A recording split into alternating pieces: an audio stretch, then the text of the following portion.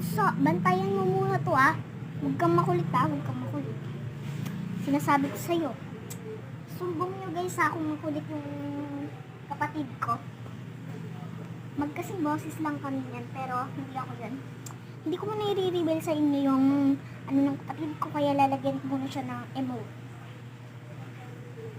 Mas ka dyan. Oo. Oo, ayos din ako.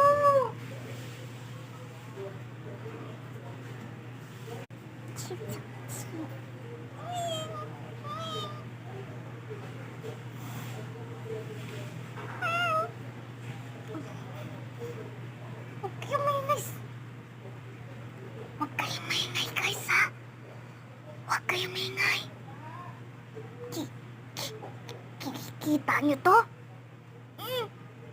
Gagantuhin ko kayo. Sige kayo. Pag inanyo nyo ko. Huwag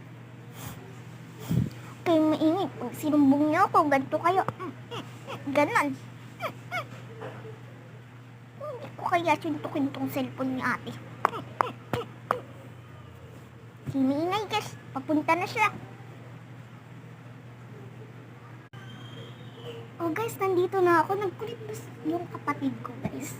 Sabihin nyo, hindi ako magagalit sa inyo. Halloween stress lang kami eh.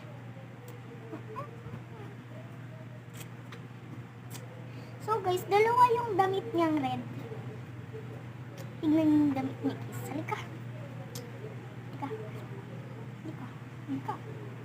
Ito guys ah. Huwag mo na siya guys, masungit talaga yan.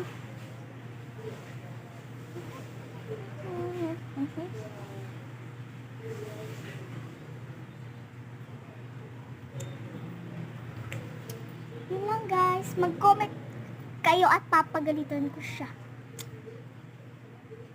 Kung sinong magko-comment ng oo, kung makulit siya, kung sinong nagsabi ng totoo, may pa-free chinelas. Tignan nyo. Oh, eto yung ganitong chinelas, oh. Sino gusto niyan? May malaki pa. Promise, may malaking mga ganyan. Ganito yung chinelas namin ng kapatid ko, guys. Oh, guys. Ano siya, guys, ha? Kahit malalaki meron. Promise guys, pag nagsabi lang kayo ng totoo, meron.